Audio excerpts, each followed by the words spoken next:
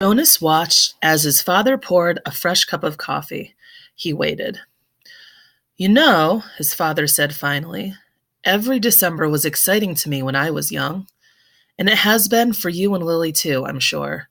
Each December brings such changes. Jonas nodded.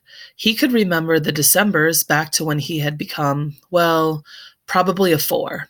The earlier ones were lost to him. But he observed them each year, and he remembered Lily's earliest Decembers. He remembered when his family received Lily, the day she was named, the day that she had become a 1. The ceremony for the ones was always noisy and fun. Each December, all the new children born in the previous year turned 1. One at a time. There were always 50 in each year's group, if none had been released. They had been brought to the stage by the nurturers who had cared for them since birth. Some were already walking, wobbly on their unsteady legs.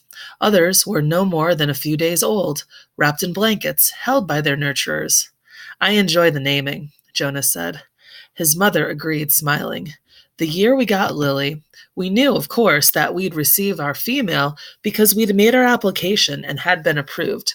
But I had been wondering and wondering what her name would be. I could have sneaked a look at the list prior to the ceremony, Father confided. The committee always makes the list in advance, and it's right there in the office at the nurturing center. As a matter of fact, he went on, I feel a little guilty about this. But I did go in this afternoon and look to see if this year's naming list had been made yet. It was right there in the office, and I looked up number 36. That's the little guy I've been concerned about. Because it occurred to me that it might enhance his nurturing if I could call him by a name. Just privately, of course, when no one else is around. Did you find it? Jonas asked. He was fascinated. It didn't seem a terribly important rule, but the fact that his father had broken a rule at all awed him. He glanced at his mother, the one responsible for adherence to the rules, and was relieved that she was smiling. His father nodded. His name, if he makes it to the naming without being released, of course, is to be Gabriel. So I whisper that to him when I feed him every 4 hours and during exercise and playtime, if no one can hear me. I call him Gabe, actually, he said and grinned. Gabe. Jonas tried it out. A good name, he decided. Though Jonas had only become a 5 the year they acquired Lily and learned her name, he remembered the excitement, the conversations at home, wondering about her. How would she look? Who would she be? How would she fit into their established family unit? He remembered climbing the steps to the stage with his parents, his father by his side that year instead of with the nurturers, since it was the year he would be given a new child of his own. He remembered his mother taking the new child, his sister, into her arms, while the document was read to the assembled family units. New child 23, the namer had read. Lily. He remembered his father's look of delight, and that his father had whispered, She's one of my favorites. I was hoping for her to be the one. The crowd had clapped, and Jonas had grinned. He liked his sister's name. Lily, barely awake, had waved her small fist. Then they had stepped down to make room for the next family unit. When I was in 11, his father said now, as you are, Jonas, I was very impatient waiting for the ceremony of 12. It's a long 2 days. I remember that I enjoyed the ones, as I always do, but that I didn't pay much attention to the other ceremonies except for my sister's. She became a 9 that year and got her bicycle. I'd been teaching her to ride mine, even though technically I wasn't supposed to. Jonas laughed. It was one of the few rules that was not taken very seriously and was almost always broken. The children all received their bicycles at 9. They were not allowed to ride bicycles before then. But almost always, the older brothers and sisters had secretly taught the younger ones. Jonas had been thinking already about teaching Lily. There was talk about changing the rule and giving bicycles at an earlier age. A committee was studying the idea. When something went to a committee for study, the people always joked about it. They said the committee members would become elders by the time the rule change was made. Rules were very hard to change. Sometimes, if it was an important rule, unlike the one governing the age of bicycles, it would have to go, eventually, to the receiver for a decision. The receiver was the most important elder. Jonas had never even seen him that he knew of. Somebody in a position of such importance lived and worked alone. But the committee would never bother the receiver with a question about bicycles. They would simply fret and argue about it themselves for years, until the citizens forgot that had ever gone to them for study. His father continued. So I watched and cheered when my sister Katya became a 9 and removed her hair ribbons and got her bicycle, Father went on. Then I didn't pay much attention to the 10s and 11s. And finally, at the end of the second day, which seemed to go on forever, it was my turn. It was the ceremony of 12. Jonas shivered.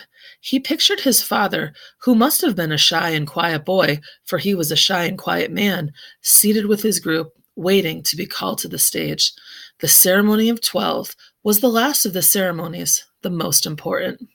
I remember how proud my parents looked, and my sister too, even though she wanted to be out riding the bicycle publicly. She stopped fidgeting and was very still and attentive when my turn came. But to be honest, Jonas, his father said, for me, there was not the element of surprise that there is with your ceremony, because I was already fairly certain of what my assignment was to be. Jonas was surprised. There was no way, really, to know in advance. It was a secret selection made by the leaders of the community, the committee of elders, who took the responsibility so seriously that there were never even any jokes made about assignments. His mother seemed surprised, too. How could you have known? She asked. His father smiled his gentle smile. Well, it was clear to me, and my parents later confessed that it had been obvious to them, too, what my aptitude was. I had always loved the new children more than anything. When friends in my age group were holding bicycle races, or building toy vehicles or bridges with their construction sets, or all the things I do with my friends, Jonas pointed out, and his mother nodded in agreement. I always participated, of course, because as children we must experience all of those things, and I studied hard in school, as you do, Jonas. But again and again, during free time, I found myself drawn to the new children. I spent almost all my volunteer hours helping in the nurturing center. Of course, the elders knew that from their observation. Jonas nodded. During the past year, he had been aware of the increasing level of observation. In school, at recreation time, and during volunteer hours, he had noticed the elders watching him and the other 11s. He had seen them taking notes. He knew, too, that the elders were meeting for long hours with all the instructors that he and the other 11s had during their years of school. So I expected it, and I was pleased, but not at all surprised when my assignment was announced as nurturer, Father explained. Did everyone applaud, even though they weren't surprised? Jonas asked. Oh, of course. They were happy for me, that my assignment was what I wanted most. I felt very fortunate. His father smiled. Were any of the 11s disappointed your year?